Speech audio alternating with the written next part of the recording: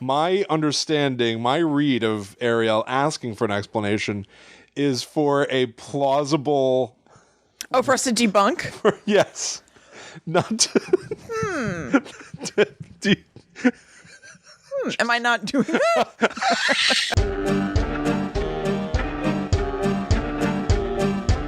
Hello, welcome to Guide to the Unknown. I'm Kristen. And I'm her little brother, William. And this week we're back with more of your listener stories. Thank you so much for sending them in. Yeah. We love reading them. It sounds like you love listening to them.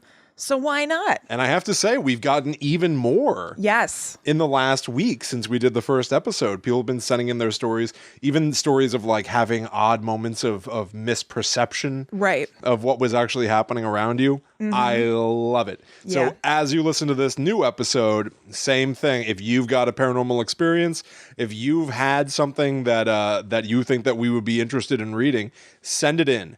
gttupod@gmail.com. Mm-hmm. Ask your friends. One of my favorite things, I want to give another sort of like prompt. Sure. I love it when we see a story or I read a story online where someone's like, this is something that happened to my grandmother. Mm-hmm. I think it's fun to hear those stories where it's also not necessarily something that you experience, but somebody who's not even necessarily maybe a fan of the paranormal or whatever. Yes. It's just something that they very honestly perceived. Yep. I would love to get that sort of thing. So if that gets your gears grinding, why not? It's like you just set me up for the first story, which is that right? You did not. I did not. I do not know what you're about to read. But I also want to mention, everybody who sent those emails after last week's episode, thank you so much. We will not be getting to those stories tonight. Correct. We'll get to them in the future, but we got the emails. You're good to go. And weird stuff keeps happening, and I'm sorry about it. We're getting it stored in the vault. Oh, yeah, absolutely. We hold on to literally everything. Yes, it's in the vault. So what you were basically teeing me up for is that a listener who I believe her name is Abby, or their name is Abby, and they wrote in, and we talked about it on our Listener Stories episode last year, like in 2021, about something that had happened with them and their roommate. Then the roommate emailed us and did follow-up. Yep. That email's name is Kat with a K. That roommate's name is Kat with a K, and they also sent up a later follow-up email just about like other creepy stuff. So we're going to start off with that. So it's very funny that you said that. Okay, so this is from Kat. My family has always been very open to the spirit world, especially on my mother's side. One day, about 1.5 years ago, my mother and I were babysitting my niece, who was about 1.5 to 2 years old at the time. Mom made the comment that my niece would always look up into the same corner. She never looked afraid, but just slightly curious. My mother said she had checked for spiders and other bugs in that corner before to see if that was what my niece was staring at, but there was nothing there.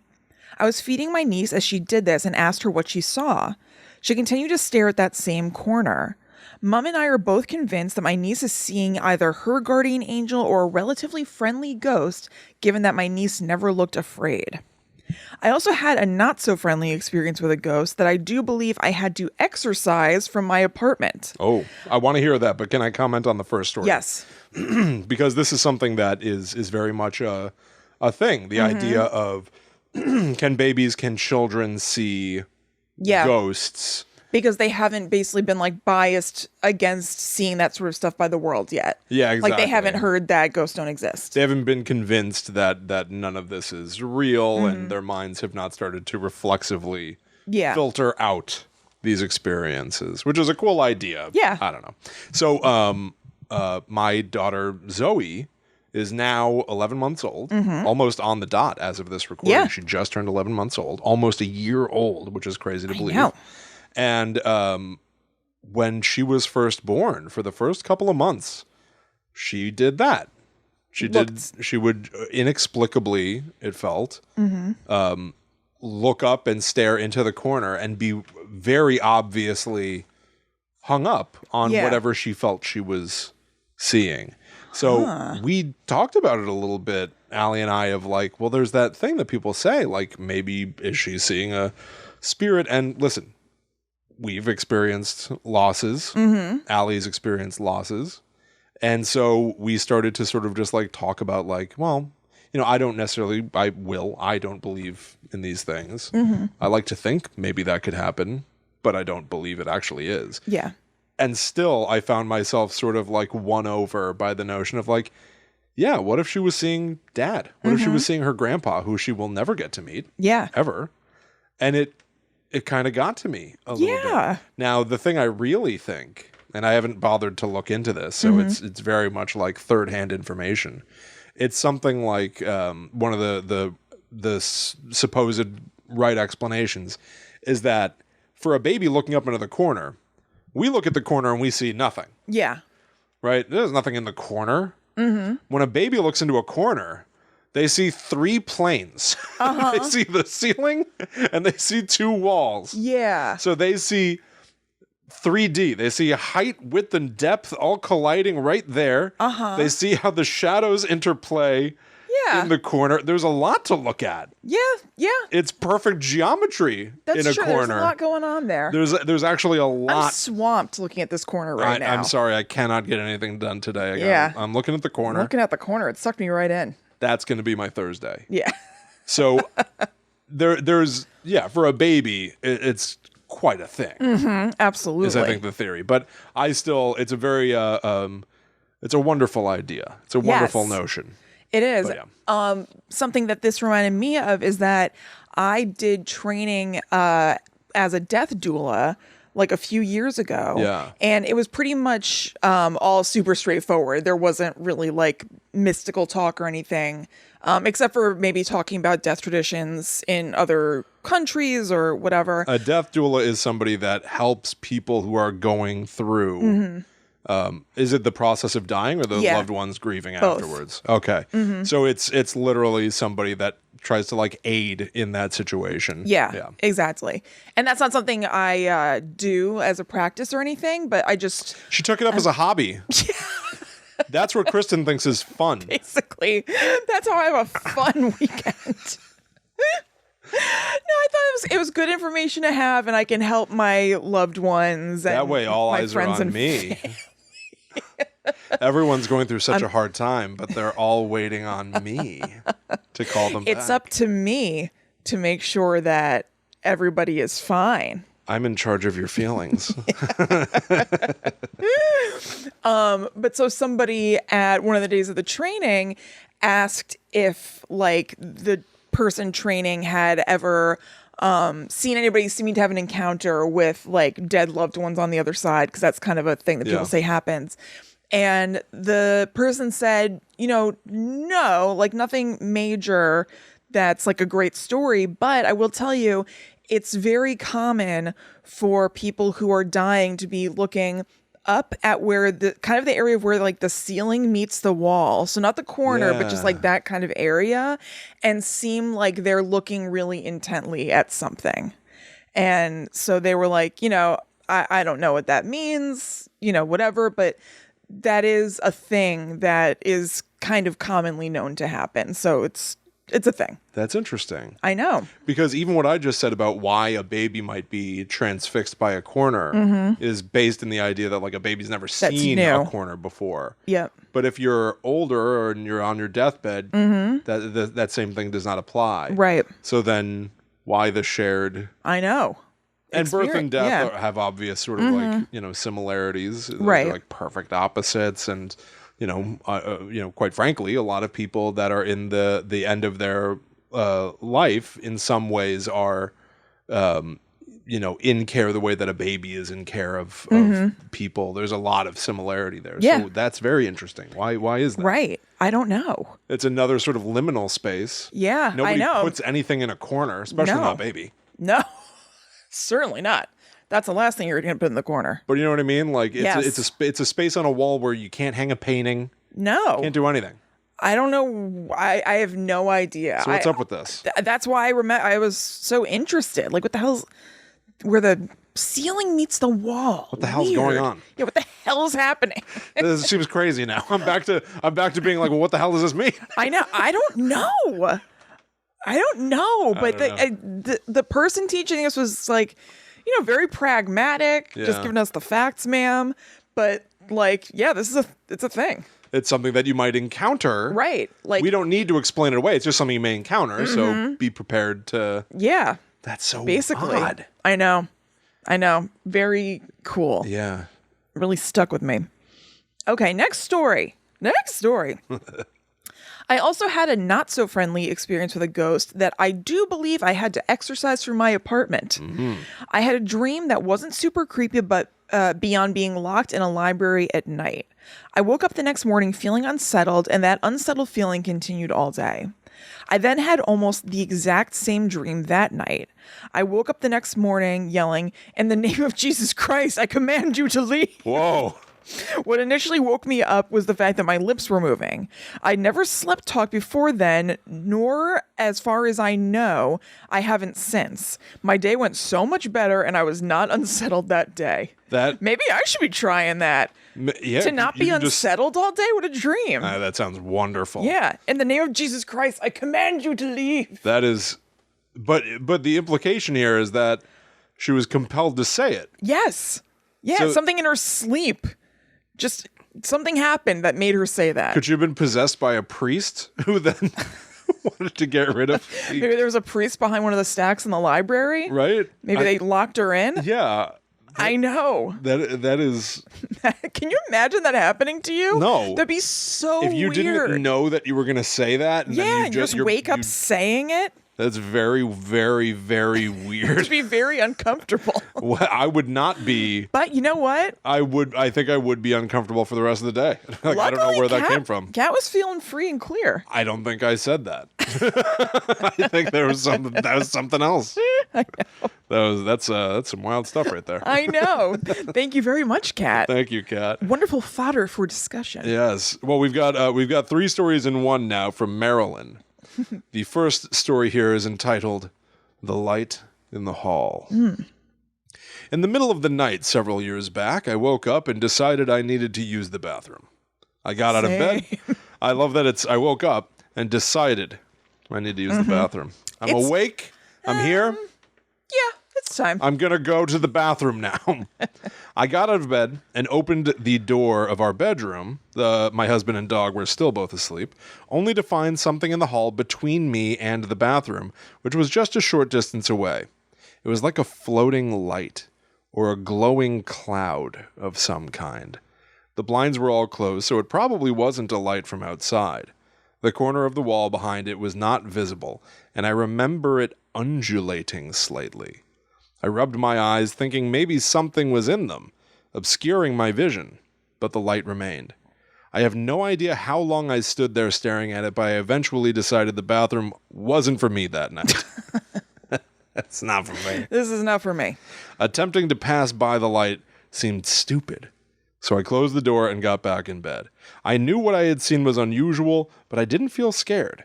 As I got back into bed, I realized I didn't have to use the bathroom, and I never had. It was like something outside had put the idea in my head, so I'd open the door and see the glowing thing. I still have no idea what it was. That is so weird.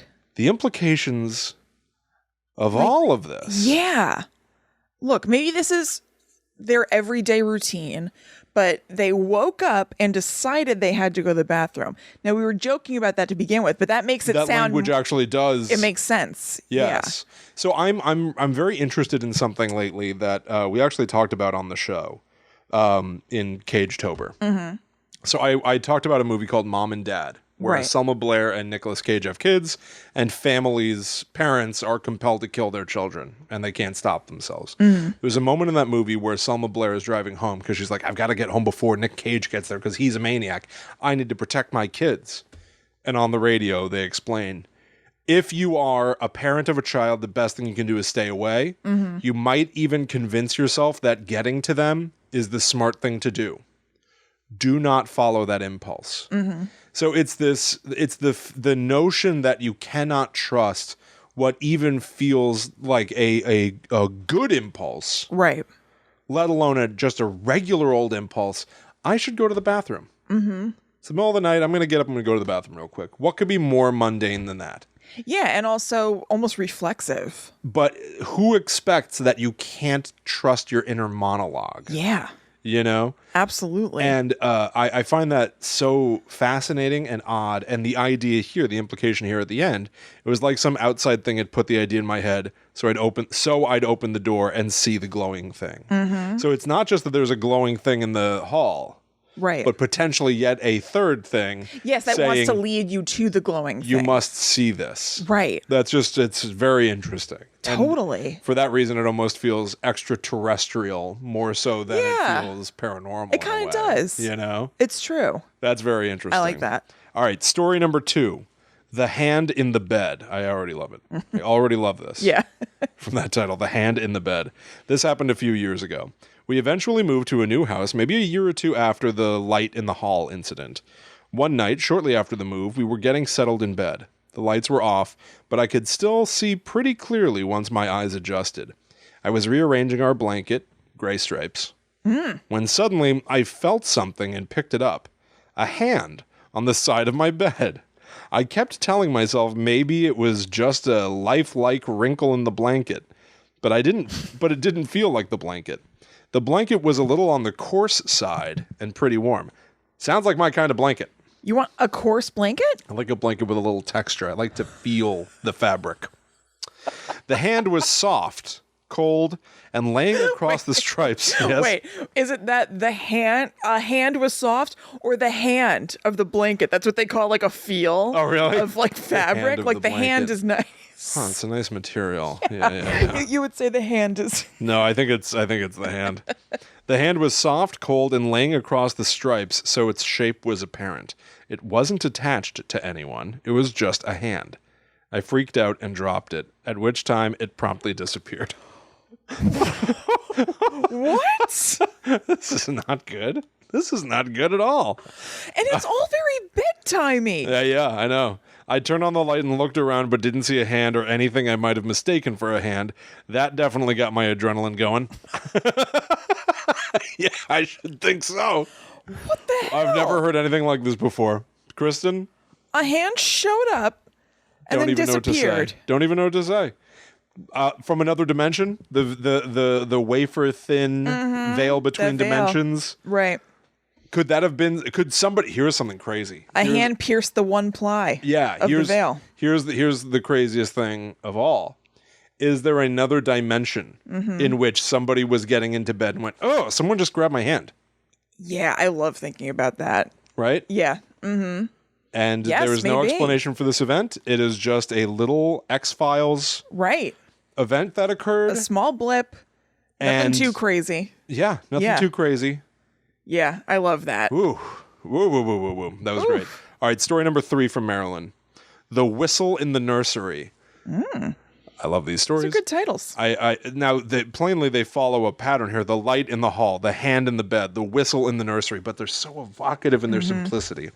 The Whistle in the Nursery starts to tell me a story. I know language is important to you. Kristen, as a writer, language is my tool. Some people Words mean something. A crowbar. Some people use... A crowbar?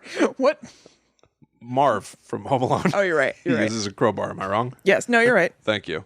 I use words and language, and I appreciate this language. I appreciate these words. The Whistle in the Nursery. One night, our infant wouldn't sleep and my husband needed a break. So I went into the nursery to sit with the little one for a while. I thought if I had just let him play on the floor for a while, he'd settle down and go to sleep. He has this toy dog named Scout. It's a leapfrog toy. It's plushy, but it plays music and talks when you squeeze its paws. So we were both sitting on the floor playing with this dog and listening to the music. Out of nowhere, I hear a whistle that seems to go along with the music.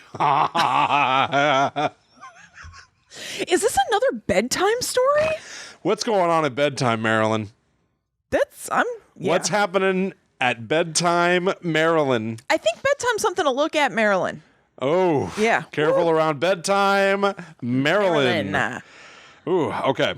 It could have just been the dog. I've never heard it whistle before or since. I don't think it was the dog. I don't think it was the dog. But the thing that creeped me out was that the whistle started off key and rose up to the right note. I was checking closets and vents and the rest of the upstairs. No one else was there. It had sounded like it was right next to us.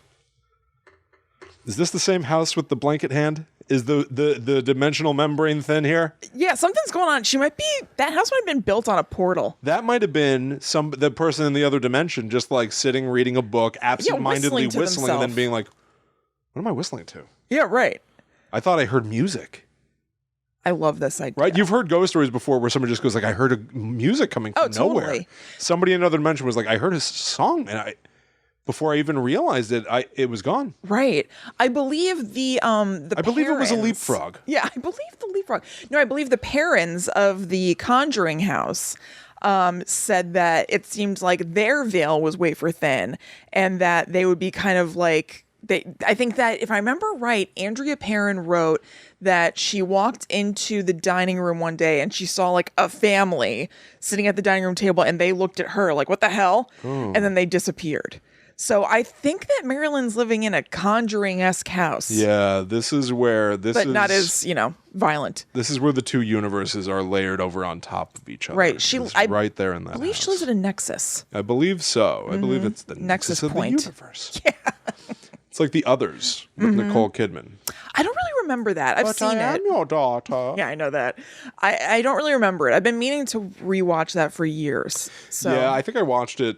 Allie and I got into a real kick of watching like all these big movies that we just hadn't ever seen, but saw the marketing for and everything. So we watched The Others, and I got to be honest with you, the thing that sticks out in my mind most is still the Charlie Sheen parody from like Scary Movie 5 or something like that. That is what I think of. First I think of like, okay, gothic scary thing, and then I think, oh, remember that thing from Scary Movie. Yeah, when Charlie Sheen was in it and they did a Michael Jackson joke.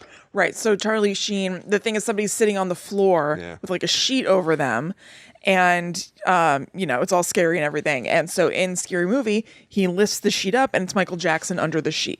So hilarious. Screams, very scary. Screams of laughter. That's right. As everyone enjoys the great joke. Woo!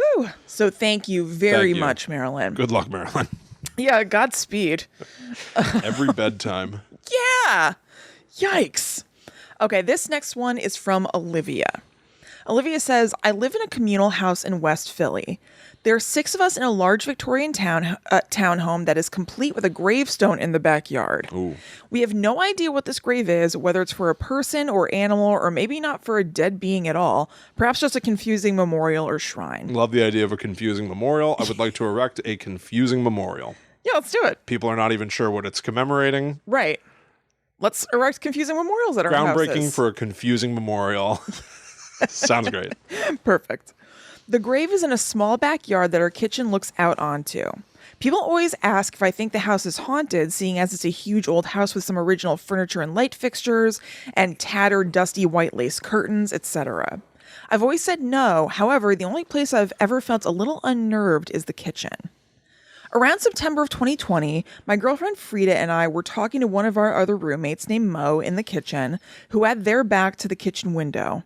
My girlfriend and I saw a weird shadow pass in front of the window in the backyard. We both kept talking because, as we would both agree later, our minds couldn't quite understand what we were seeing. It was the shape of a human, but neither of us could see a face, just dark shadows. It happened so quickly, however, that it could have just been a person that our minds didn't have time to process, or a shadow of a cloud passing by. I love this again. More just like last week, a shadow person thing that's maybe... Anytime somebody says it was human-shaped, yes, that screams not a human to me. Right, because otherwise you would just... You'd say it was a human. It was a guy who was walking by. Yeah. There's something even maybe subconscious that has you saying like, it was a human-shaped thing. Yeah, if it was shaped like a human, that means it was not a human. Right. But it was shaped like one. Yeah. It's almost like a Freudian slip or something. Exactly. Something It's fascinating. You know it wasn't a human. This is... I just got hit with a flood of, like, this is what we're doing. You know, this is what we get to do, of like sitting around and tell scary stories. Yeah. And this is just wonderful. And so I totally agree. Just a flood of enjoyment for Guide to the Unknown and getting to do this at all. It just hit me as we're talking about shadows. Yeah. And stuff. I'm like, this is it's great that we just do this. Okay. I totally agree. Thank you so much for saying that. Thank you very much. Yeah. No, it's awesome. Okay, so we were trying to barrel on in the conversation, but we were both distracted, so I stopped and asked Frida if she just saw something in front of the window. She said, yeah. I opened the back door to the yard and looked out. No one was there except our next-door neighbor who's always smoking cigs in her backyard. I came back inside confused, and Frida went outside to ask that neighbor, Kay, if she saw something. She said no. Later, we told one of our other roommates, Janara, about the weird experience. She admitted that she had been having trouble with a peeping Tom, which she had been wanting to tell us but hadn't yet. She said he'd been coming around dusk every few weeks and had come onto our front porch to look in our living room windows. Ugh. So gross. Anyway, in light of this information, we thought maybe the shadow we saw was the peeping Tom. Frida was fully convinced this is what we saw, but I still can't get over the unknowability of the shadow I saw. Then about a week later, I fully saw the flesh and bones peeping Tom in our backyard, made direct eye contact with him, and ran outside to chase him out of our yard, but he was long gone. We installed curtains on that window and floodlights soon afterward and hadn't had problems since. Until a couple days ago. Frida and I found Janara in the kitchen where she had just walked in to find a shattered glass of mysterious origin. Frida, Janara, and I searched the kitchen to figure out what it was that broke, and Frida discovered that the window and screens in the backyard were wide open. She immediately went outside to find Kay, who said she saw nothing and had been outside smoking for about 3 minutes. I also really enjoy the cast of characters in this story. I know the roommates. I know Kay is outside. Like, it's very fun. I've imagined it, but I have like an imaginary floor plan for the first floor of this house and what the backyard looks like, and the grave is there and all the people. And yeah, it's very engrossing. Totally. We thought that maybe someone tried to rob the house and had knocked over some glass on their way into the kitchen from the window. We searched the whole house and didn't find anything, and nothing around the window was out of place. Also, I should note that the window would be really hard to open from the outside because there's a crusty old screen on it. That night, all 6 of us roomies tried to figure out what the hell happened. Frida and I are moving out in February, this was a while ago now, and Janara thought maybe a spirit of the house is upset that we're leaving because Frida has lived here the longest and takes really good care of the space.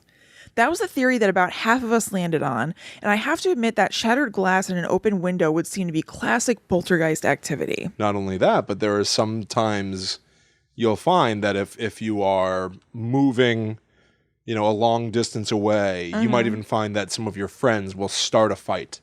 Oh, yeah. Right? To make it easier for them to live with you gone. Right. Like, they don't have to miss you as much. They don't have to miss you if they're mad at you. Right. And so you're saying Janara broke this glass?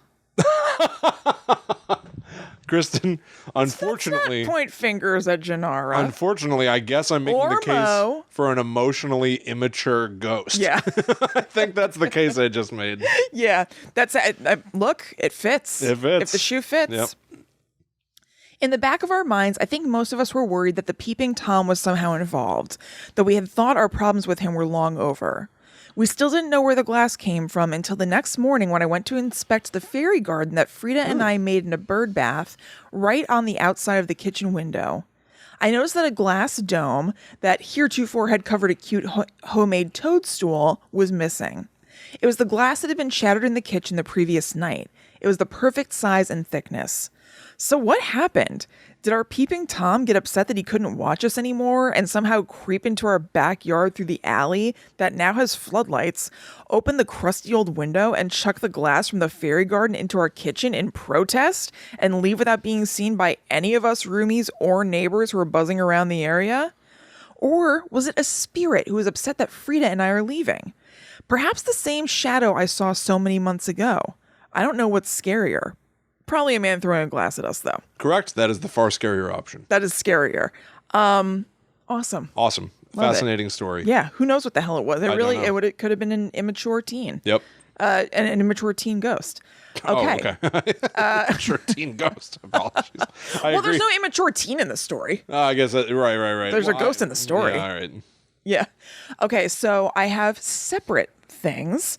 This is a story about Olivia's sister, Pippa. Okay. Do you want me to give your pipes a break? Do you want me to do this? No, it's okay. No, okay. I can do it. Thank you, though. My other sister, Pippa, lives in an old house that her fiance Mike's family built a long time ago. Various family members have lived there for several generations. His grandpa died in the house from falling down the stairs, which is sad. It is sad. I'm sorry I laughed. What, do you think that's funny? No. You think that's a good thing? Oh, of course not. His grandpa died in the house from falling down the stairs, which is sad. That's funny to me. Now try not to laugh at this next sentence. Okay, Kristen. I'm fine. His grandma also died recently, not in the house. That's not a funny sentence. Just the sentence was funny before. People who are only listening, I saw her stifle a chuckle. No. But it would seem that either one or both are still attached to the house. Recently, Frida and I stayed overnight at the house. There's one bathroom in this house and one staircase. Frida woke up in the wee hours of the morning to wee.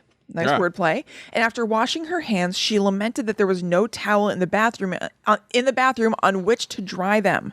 She went back to bed, but is a restless sleeper and was more or less awake for the next few hours until she went to the bathroom again. In that time, neither Pippa, Mike, nor I went to the bathroom. Frida would have noticed because she was kind of awake. But when she walked into the bathroom, she was surprised to see a small hand towel neatly folded at the edge of the sink. We didn't tell Pippa or Mike at the risk of worrying them that they may live in a house with a kindly ghost. They're already freaked out to be living in the place where Mike's grandpa died. But Frida and I like to imagine a cute old ghost grandma or grandpa watching Frida wipe her hands on her pajamas and tutting their disappointment before leaving the towel for the next bathroom user. I love that too. I love that. It's a very sweet, warm story. It's very like accommodating and being like, well, this is still our house. Yeah, right. We can put it out. Yeah. If we can, why wouldn't we? We can't have our guests unable It's to so dry their cute. hands. Yeah. Then we have Grammy update. 7 months later, Olivia sent this follow-up email. Wow. Thank you for your dedication. Thank you, We yes. hadn't even read this yet, but I really appreciate that Olivia still was like, I'm in conversation with them on this now. Okay. I recently visited my sister and her fiance again, and while I was in the haunted bathroom looking in the mirror, the lights suddenly went out. I quickly opened the door. It's one of those bathrooms where the light switches on the outside of the room, expecting someone to have walked by and turned the lights off, not thinking anyone was in there. Everyone was still in the kitchen, however, and the light switches were still in the on position. None of the power had gone out anywhere else in the house. I tried to switch the light on and off a couple of times to no avail. I called to Pippa that her lights went out and she walked over and flipped the switch once and they turned back on. Oh. I wouldn't really think of anything of it if it hadn't already been for the hand towel. I was like, okay, that was so weird. I swear they weren't turning on, which Pippa brushed off. Frida and I made eye contact though, and it was clear we were both thinking, yeah, that was old Gramps. Next time I was in the bathroom, I pulled from my GTTU bag of tricks and asked the ghost to please not fork with me and added in a couple of compliments to their lovely grandson and home and didn't have any other problems. Wow. Laughing emoji. Frida is convinced that, lovingly patronizing as always, the ghost saw me in front of the mirror, probably like picking at my skin, and they were like, young lady, get out of the bathroom and go spend quality time with your family, and shut off the lights. That's funny. Yeah. That's funny. At that point, it stops being like, thank you for the hand towel. It's like, stop meddling my affairs. Let me do my thing. I'm not trying to just overstay my welcome in the bathroom. It's all right. But again, Take my time. Friendly notice, everyone. Olivia's absolutely right. You can opt not to be haunted. Yes, you can say opt no thank out. you. Yes, please don't do this to me. And if they're not a jerk, they will probably respect it. Exactly. And if they are a jerk, send them to us. We'll straighten them out. Yeah. All right, our next story comes to us from Ariel. This happened 18 years ago, and I've wondered what exactly I saw ever since. No matter who I tell the story to, they never have any explanations for me.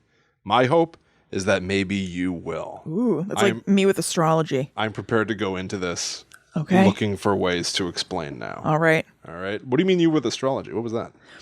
I want to know specifically why the positions of the planets, Right. why and how they are affecting us. Not what they affect, not whatever, why. Yes, when people say like, well, What is- Jupiter is in the southern quadrant. And so that means you're stubborn. Right. Why does it mean that? Yeah. Not what it is. Right. Why? What is happening between my body and psyche and Jupiter? I'm with you there. I can never get an answer. I'm with you there. I want an answer to this. Send in your answers. gttupod@gmail.com. I just, specifically the why. People have answered me before, and it always meanders. Right. Mm-hmm.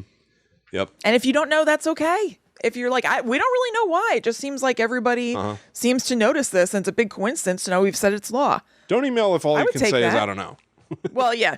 But I'm If just the saying in subject line is general. Jupiter affects your mood, I'm not sure why. The inbox is flooded. There was a class I took where the professor goes like, does anyone here know how cell phones work, how they actually work? Mm-hmm. And in the front row, somebody raised their hand. They go, yeah, you. And she goes, I don't know. It's really funny. And I got so, it was in my younger days, I got so angry. I was like, you're the one person who doesn't need to raise your hand. Yeah, right. You're the only one. You're the only one who does not need to raise your hand if you don't know. You don't need to get someone's attention to say, I'm not sure. Sometimes people do weird stuff like that. I Chaos. remember there was somebody I worked with a long time ago at a salon, and they would sometimes have stylists come in to teach classes and stuff. And it was a coworker who was like good at her job, like proficient, whatever. And let's say they were teaching a class about highlighting.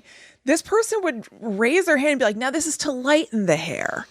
And it was like, yeah. Yeah, what do you mean? And like, that. But just something about her learning process would make it made everything take so long. Yeah. She would ask these weird questions. I was like, well, also, some doing? people have the need to just be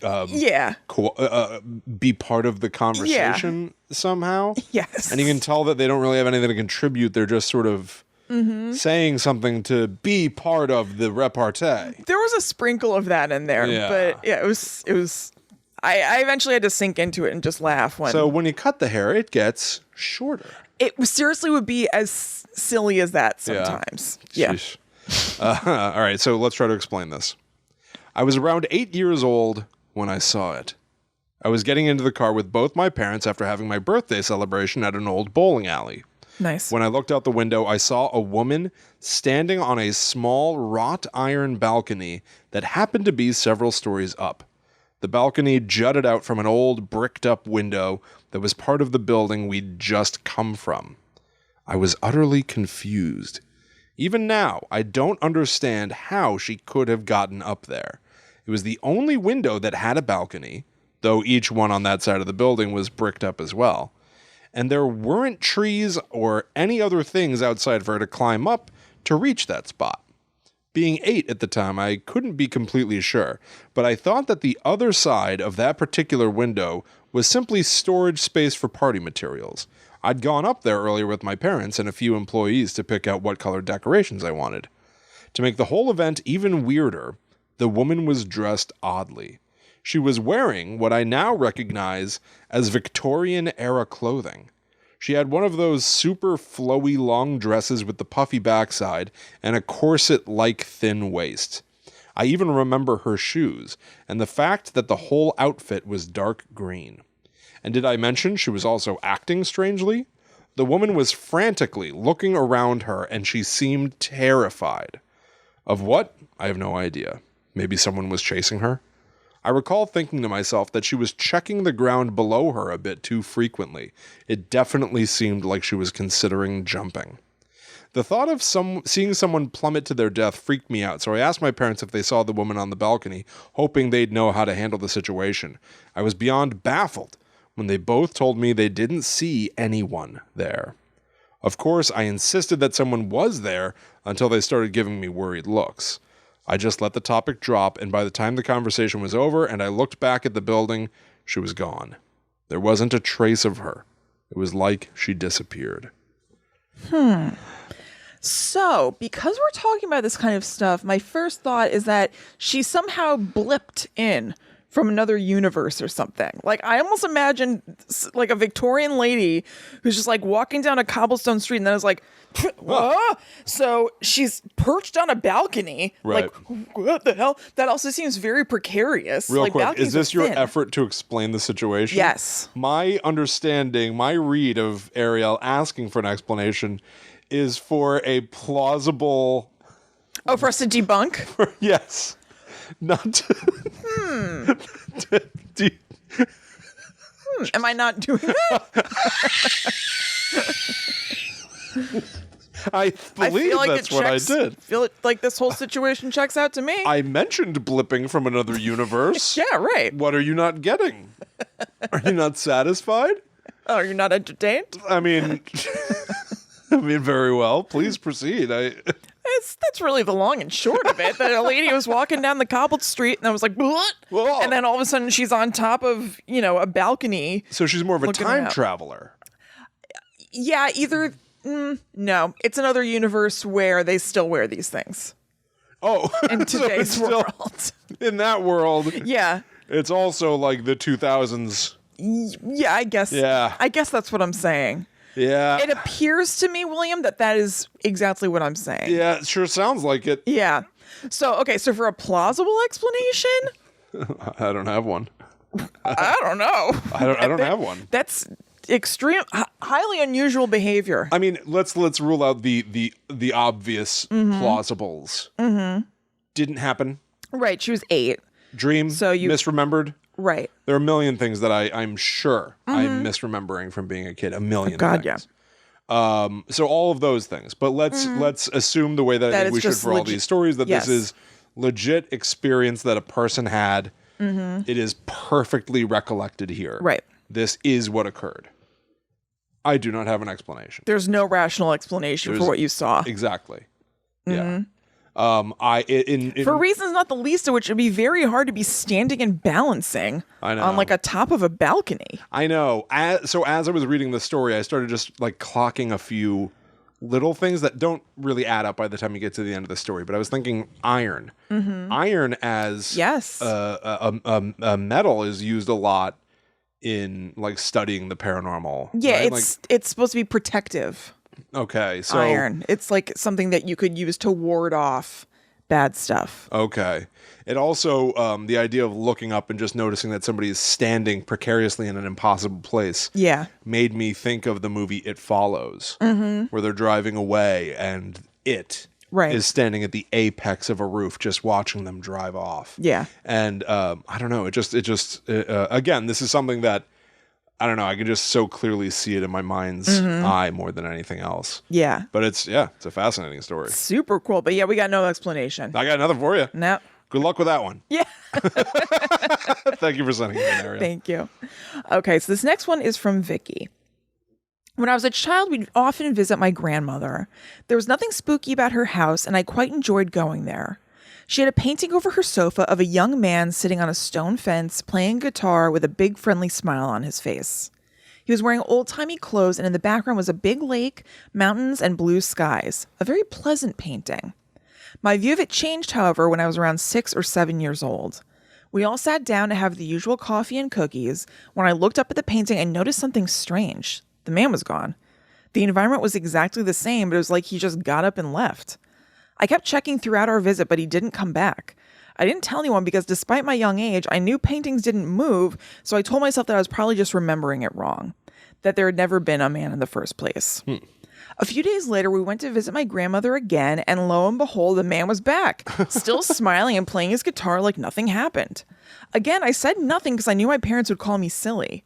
Many, many years later, my parents moved us to a new town, and my grandmother moved to be close to us. She hung the painting over her sofa again, and I couldn't keep quiet anymore. I had to tell someone about it. My brother was looking at the painting too, and I said, "Oh, she kept the creepy painting," wanting him to ask what's creepy about it so I could tell him the story. But instead he said, "Yeah, where the man once disappeared." Oh. We never talked about it again.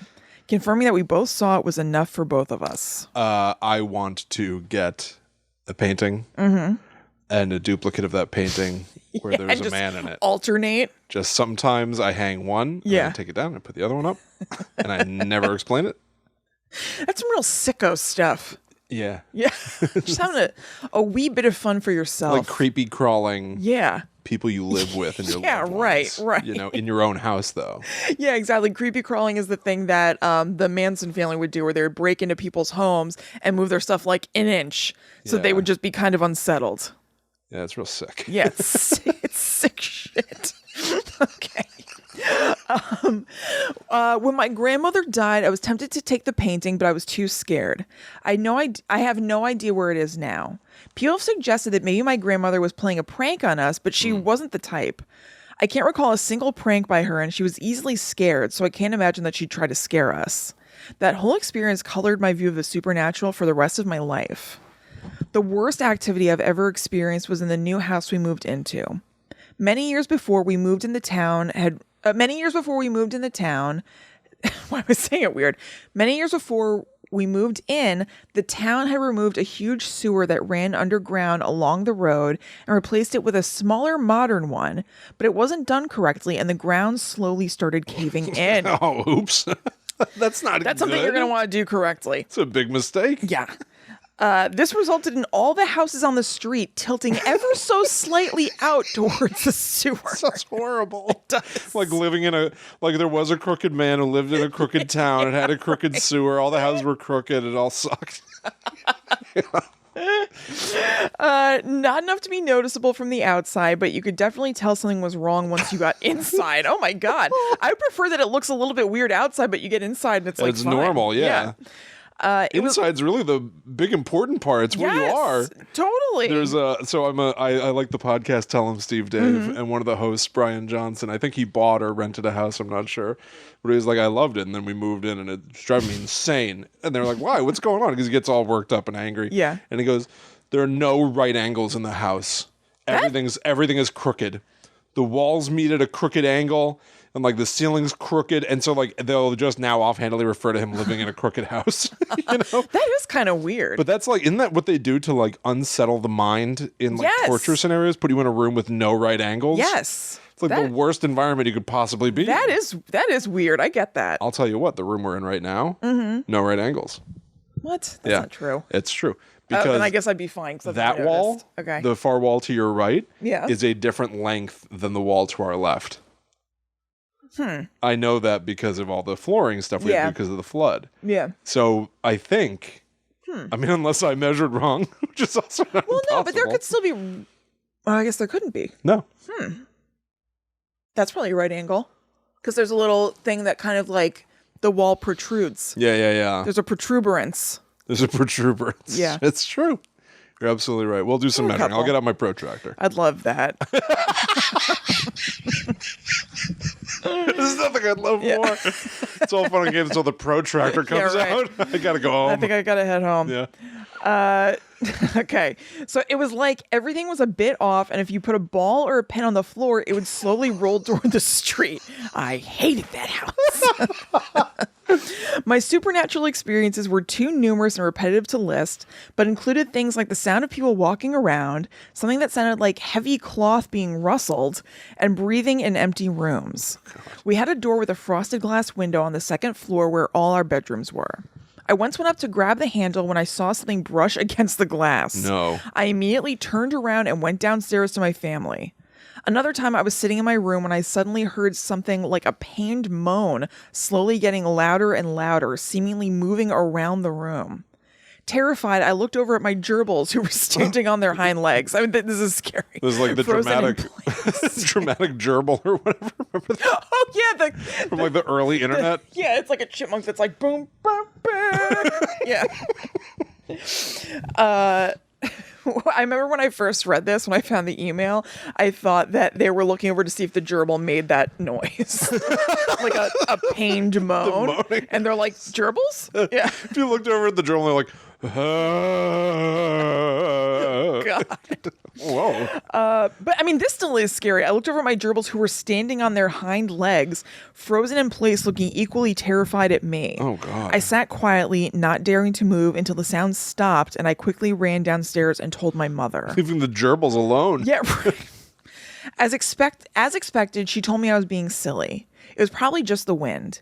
However, years later when I moved out, my younger sister got the room. One day she sat down with me and said, "You were right, it's not the wind," because she had heard it too. She also said she'd sometimes feel hands touching her, which I thankfully never experienced. That just gave me a chill. I don't like that. Ugh. I've never felt the same kind of dread in any house since, until I started working as a cleaner 2 years ago. One of the places I have to clean is an old house that's been converted into a kindergarten.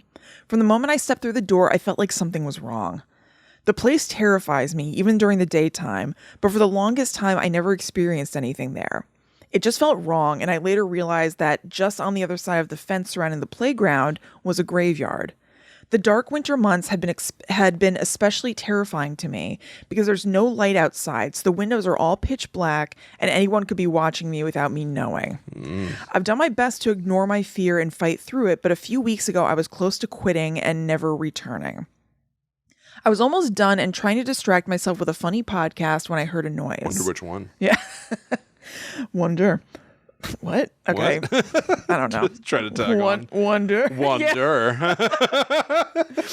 I'm always on the edge of. I'm always on edge at the house. So when I hear something, I take my headphones off to pinpoint the sound. Usually, I'm still laughing at myself saying wonder. Wonder. Usually it's just a motorcycle driving by or people being loud outside, but not this time. For the first time, I could clearly hear that the sound came from inside the house, the basement to be exact. Someone was moving around down there. Immediately, I forgot everything about ghosts and demons. Someone had broken in through the basement and I could hear their heavy boots starting to stomp up the stairs. I've never felt that level of panic. I threw everything I had and quickly ran to the front door, slammed it shut behind me and locked it, which turned on the alarm if it detected movement outside. I then ran out onto the street and turned around to see the intruder. Nothing. There was no one and the alarm stayed silent. I was shaking with fear and adrenaline. Even if an intruder had tried to run back outside, they wouldn't have had enough time before I turned the alarm on. The lights in the basement also had motion sensors, and I could see it was completely dark down there. You best believe it took me a while to build up the courage to go back inside, put the cleaning utilities away, grab my coat and bag, and leave as quickly as possible. Since then, the only thing I've experienced was a first aid cupboard on the wall that suddenly opened while I was bending down in front of it. So I slammed the back of my... While I was bending down in front of it, so I slammed the back of my head into the metal door when I got up. I haven't asked any of the people working there if they've experienced anything supernatural. They probably wouldn't know anyway with all those kids running around. If anything happened, they'd probably just blame the kids. I also think something's turning the lights on and off at night because sometimes they'll blame me for leaving the lights on when I leave. I'm still going there every day, but I've asked my boss if they can please replace me with someone else. I'm not doing a very good job at cleaning the place anyway because I just want to be done as quickly as possible. Wow. Yeah, I mean, that doesn't sound like a healthy environment. No, it seems like a place that you wouldn't want to have to be every single day. No, that's interesting. Now, William, another update. Oh, my. 2 months later. This is so satisfying. It's like on Unsolved Mysteries when you catch an episode where there's an update. Thank you so much for sending follow-ups. Yes, months that is later. very much it's appreciated. So cool. Update. A while ago, I sent you an email about my supernatural experiences and said nothing much had happened in the kindergarten where I worked as a cleaner. After sending the mail, things really picked up, and I kind of regretted writing to you so soon. So I hope you won't mind me giving you an update. It almost feels like something was released from the basement that evening. I heard someone come up the stairs because I've experienced something almost every week since then. I already told you about the first aid cupboard, but the day after sending the email to you, I had another experience. I'd filled a big bucket with water when a friend texted me. I looked at my phone with the bucket in front of me when it suddenly jerked to the side as if someone lightly kicked it. A bit of water splashed on the floor. My reaction? Stared at it for a few seconds with a racing heart and then continued cleaning. I got bills to pay. A week or so after that, I was vacuuming near a bookcase that had a bunch of boxes with toys in them. I noticed a big Bratz doll at the bottom of one of the boxes. It always stood out to me because of its size and the fact that it's pretty beaten up. I continued to vacuum and turned my back to the bookcase when I heard a thud of something falling on the floor right behind me. It was, of course, the Bratz doll. The box was still in its place, and there was no way the doll could have made its way from the bottom of the box and onto the floor on its own. Weirdly, it didn't frighten me, even though I knew it was impossible. I just put it back in the box and continued working. Now that I think about it, I haven't seen the doll since.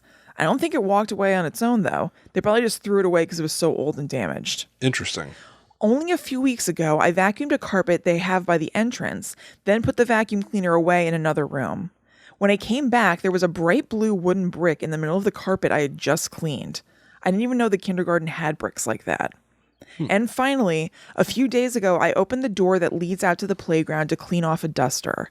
I just sort of stuck my arm out to shake it off, then closed the door and turned around to see a closet that had been closed seconds earlier now wide open right behind me. I tried to rationalize that a breeze from outside probably opened it, but it's never done that before or since. Like I mentioned, for some reason my anxiety has greatly diminished after things actually started happening, though my fear isn't entirely gone. I very much feel like whatever's in the house wants my attention because everything always moves near me or in places where I'll notice. In a way, I both fear it and look forward to it now. I'm strongly considering buying a GoPro camera that I can strap to my head or chest so I can document what's happening at the kindergarten.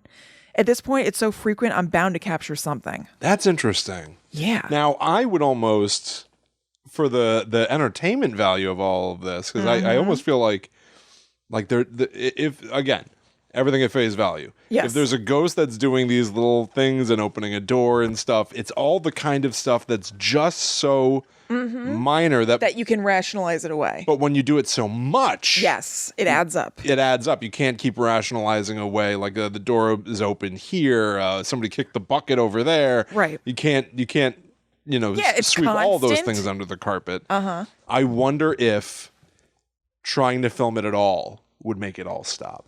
Maybe because it's so subtle. Maybe it's intentionally subtle. It's messing. Right. It's messing with you. It's messing. Wonder. Yeah, maybe. I had to fight to stop laughing about that. I know that was a very weird I know. thing. You were trying to just like keep some patter going. Yeah, basically. Wonder which podcast it was. Yeah, Wonder. Yeah, good one. It was insane. Yeah. But so like this feels to me like a spirit that's literally just trying to bother you, like pester you, like a kindergartner. Pest. Like a kindergartner might. Yeah, that's true. Right? Like, presumably... just kind of mischievous. Yeah, it's a mischievous ghost. Yeah. I don't know. That's very interesting. Totally. I'm glad it's fun. not, like, scary. I know. And I completely understand the feeling of being scared of it, but also kind of looking forward to it. Yeah. I think I would probably feel the same way in that situation. 100%. 100%. Super cool. All right, we've got one last story here. Yep, Will's going to take us on home. Here we go. And these come from Jared saying, Will and Kristen, read or die these stories 5. Here we go. I remember I was around 12 at the time of this first story. I decided one random night that I would try out sleeping in the guest room. And, like, I've since matured. I'm just like, why? Yeah, we did stuff like that. I'd absolutely do stuff like that. I'm going to sleep in this room now. Yeah, right. Okay. Will and I switched rooms like a million times. Literally lugging furniture across the house constantly. I had a nightmare that a ghostly woman was violently shaking and thrashing the cabinet wardrobe on me. Ooh. On me. Yeah. I never got a good look at her face, but I had this random, almost intrusive idea. Again, the idea of... Right, something is making you think something. Yeah. That she had long white hair and an elongated face. Maybe she was like, see me, see me. This is who I am. Right. Much like the face from The Scream by Edvard Munch. While it did scare me good, I chalked it up to a nightmare and never thought to tell anyone and just forget about it, like so many dreams. A couple of weeks go by and my brother is hanging with his friends at the house. I was nearby playing video games. Offhandedly, seemingly only to mess with me, my brother says to never sleep in the guest room, or else the nasty ghost lady will throw the cabinet on top of you. I was stunned and shaken, and I told him I had a nightmare just like that, and it was not cool. He got really quiet, and we dropped the subject altogether. The weirdest part is he told me this while he was standing in the doorway of the guest room. So... That's so... They both... Yeah, like... Shaking the dresser on you. I have a hard time picturing that. Like what that is. I don't quite know. Is it that she's so powerful she can lift up a large piece of furniture and threaten you with that somehow? I guess. Is it like a, I'll trap you in the cabinet kind of an idea? Right. It's very interesting. But they've both had that kind of vision. Yeah. Independently. The second and third story tie in a lot together as they both deal with sleep paralysis. I had a wild theory back when I was a dumb teenager. Like you and me both. With the mental capacity of half my age, that sleep paralysis was secretly a bridge between two dimensions. An erosion of limitations within the human mind. A portal. I wanted to do research on this, so I basically said to myself that I'm willing to get sleep paralysis to test my theory. And apparently, that was enough. Very shortly after... It's like us talking about opting to be haunted. Last episode, you were like, you can ask not to be. Can you ask to be? Yes. I saw... I didn't get to look at everything, but I did see somebody sent us a story about just that idea as well. Yep. Opting to be haunted. I'm curious to see that. So very shortly after, for the span of about 2 weeks, I experienced some form of sleep paralysis almost every night. But the catalyst for this wild theory is an incident in where I genuinely think I saw a shadow person. I had a dream where I was out on a small, narrow fishing dock. A little girl on the land side of the dock was calling out to me that her mommy needed help. I decided to lay down in a congruent boat. I don't know what that is. Not either. And laying next to me is the mother who looked a lot like Kayako from The Grudge. No good. No. Too scary. That's the first clue that something's bad. Almost like a jump cut from a dated YouTube video, I apparently woke up in my bedroom. However, I couldn't move a single muscle. No eye movements, not even a blink. Nothing. All I could do was look into a corner of my bedroom. Oh. Next to my closet, due to the floor design, and stare. What? I didn't remember this, that they both had corner things in this batch. That's interesting. What the hell's going on? My eyes are going to be on the corners. I know. What's going on with corners? Yeah. Okay. While I was stuck like this, the girl's mother... And we were just talking about corners at right angles. You're right. Yeah. It's a very cornery episode. That is interesting. Your eyes are going... I don't, and you know what? I know, you're thinking. No, I'm not even sure that I was. Oh. I don't know what to think of it. I don't know. I was just thinking, what's going on? Yeah. Which is not the same as thinking. You know what I mean? Yeah, it kind of is. I guess, sort of. Good God. Okay. While I was stuck like this, the girl's mother that was originally just out of my view had sat upright like Michael Myers and began to flail right in front of me and maybe even on top of me, question mark, question mark. I don't know. I felt none of this. However, in that corner of my bedroom was what I believed to be a shadow person. This black thing that was just static in my corner looked to be about 5'9" and was far from looking like a humanoid, actually. It was shaped like an egg and had fuzzy edges to it, almost as though it was an emanating aura of shadows. One more YouTube jump cut later, and I flung upright in my bed, awakened from the nightmare. Now, I've seen a lot of things that could be shadow people in these sleep paralysis episodes, but a lot of them had a clear shape to them and mimicked cultural icons, such as the Slender Man and the Dollhouse dolls from Doctor Who. The fact that this shadow-like aura mimicked nothing and was just there has made me to believe that this aura I saw might very well be a shadow person. While doing these investigations, however, something strange happened. I had a vivid dream one night during this length of time where I had intense sleep paralysis. The dream didn't matter, but what did matter is that my mother was sleeping with me, for personal reasons regarding my mental health. The next morning, I had a weird feeling about the dream that I had because it was rather bizarre compared to the already bizarre dreams I have. So I asked my mother if anything strange happened last night, and unfortunately, she said yes. My mother told me that I had woken her up and said that there was a, quote, man in a cape standing in the same corner next to my closet where the first nightmare happened. When she prodded for more information, I said something incoherent and went to bed.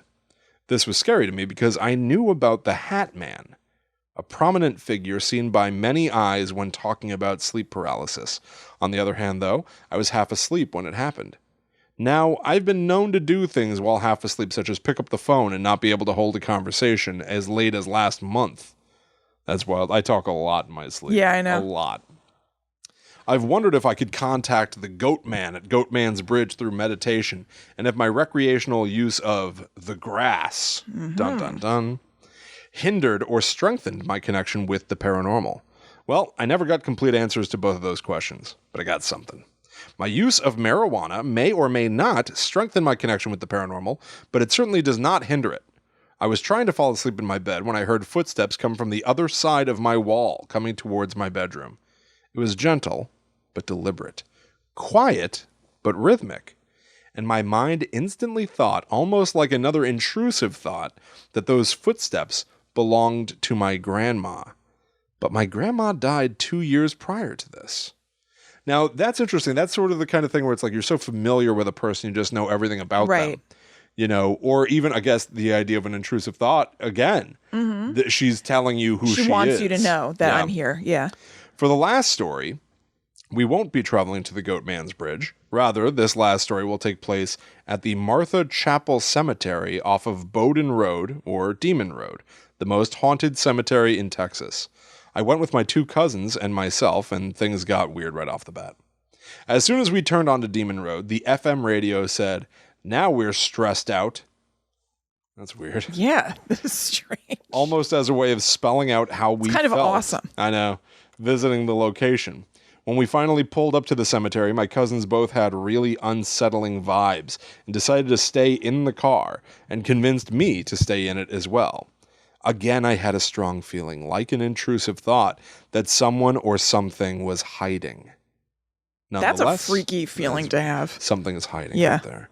Nonetheless, my cousins and I promptly left, and nothing came of it for a good while. My suspicions may have been confirmed, however, when I was watching a YouTube video about a Google Maps iceberg.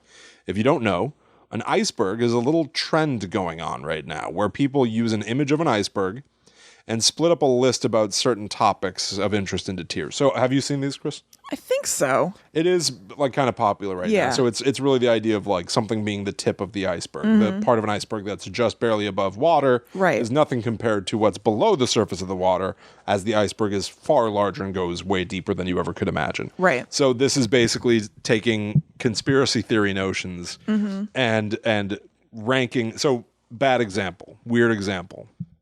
I'm aware of one of these because there's a big like conspiracy theory thing with Grand Theft Auto. Okay. They think that like the game designers put like, actually they did do this. There's like a weird map you can find that nobody knows what it means in the game. And so people are like, what is this? Yeah. And so they've tried to figure out what it is. And there are always rumors of like ghosts inside Grand Theft Auto that you can find. And some of them are actually real. What? That sounds sweet. Yeah, maybe we should do that. That'd be fun to do. Yes. So, because, yeah, you can, there's like a ghost of a woman in Grand Theft Auto 5. Oh. And you can even figure out who killed her in the game and stuff. That sounds awesome. We should totally do that for Patreon. So an iceberg video, I usually have seen it as like just like an image, is the tip of the iceberg will be like, Grand Theft Auto is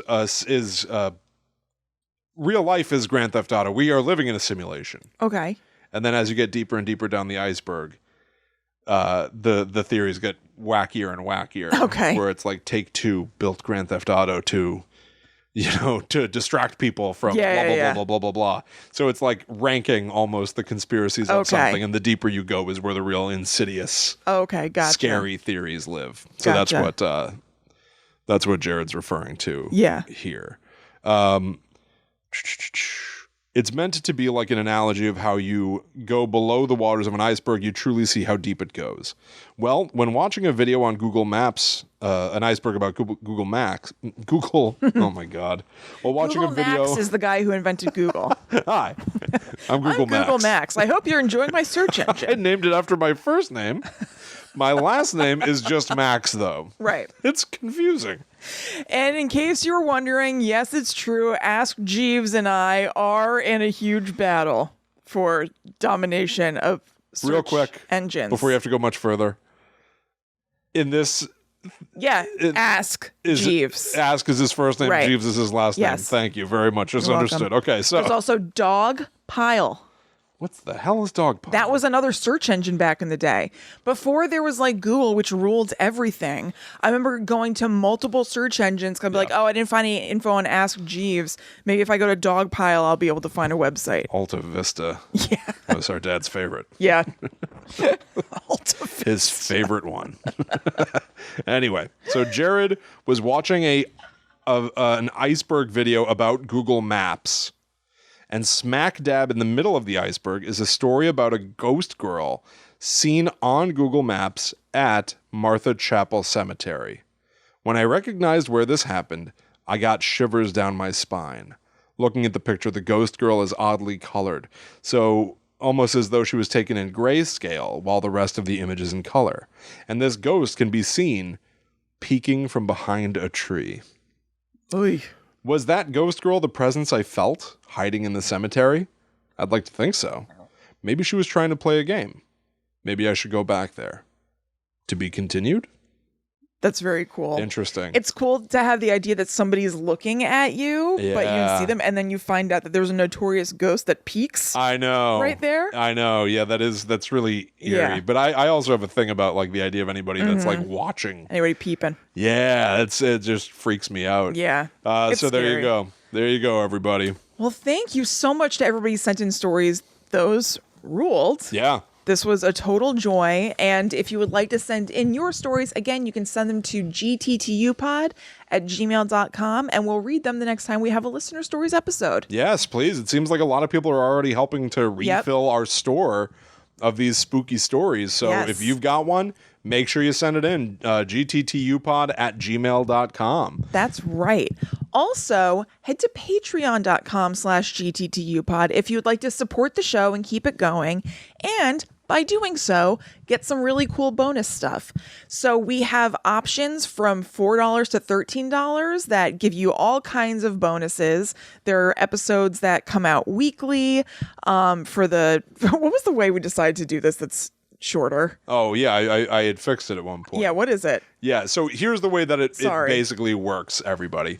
To simplify who's got access to what, because there are 4 tiers on Patreon, and the idea of Patreon is that if you subscribe at all these different levels, you get different amounts of bonus material. You can start at our Ghost level, which begins at $4 a month, and you get access to 1 show a month, just like always. And you know what? That episode just came out now on the feed. Kristen and I watched and reacted to all of the marketing for the new Scream movie. They've got an in-world alternate reality game where there are 2 characters that ostensibly live in Woodsboro and are talking about maybe ghost faces. Right. We looked at all the stuff that they've been posting on Twitter, including all of these exclusive little trailers, and it's marketing, so who knows? But it's.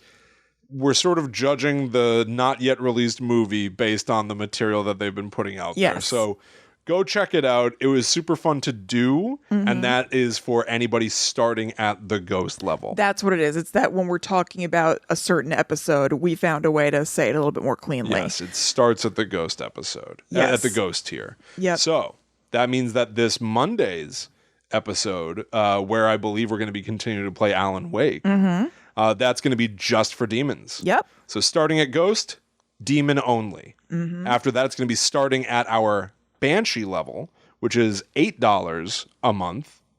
And then after that, demon again exclusive. Yep. And then the cycle starts anew. So starting at Ghost, demon. Starting at Banshee, demon. Demons get everything. Yes. Demons get a show every single week. Banshees get a show every other week. And ghosts get a show every 4 weeks, which actually ends up being more than once a month.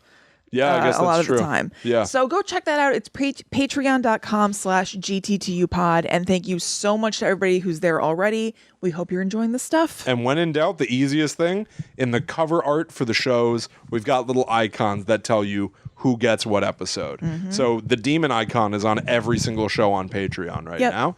And the ghost icon is only going to appear every 4 weeks. Yep. Banshees, again, like Kristen just said, every other week. So yeah, go check that out, patreon.com/gttupod. Hope you all enjoy that stuff. It's super fun to do. Yep.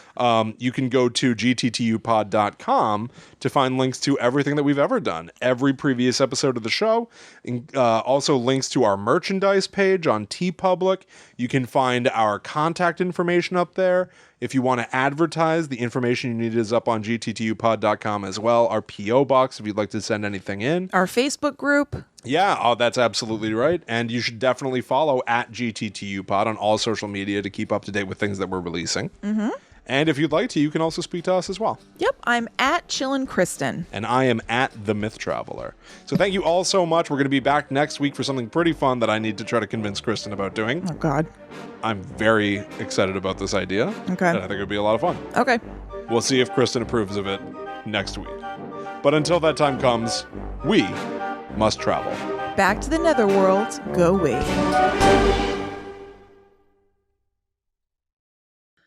All right. Why? I don't think you're going to be against it. I just need to make sure that we're on the same page. All right. I don't want to oversell it.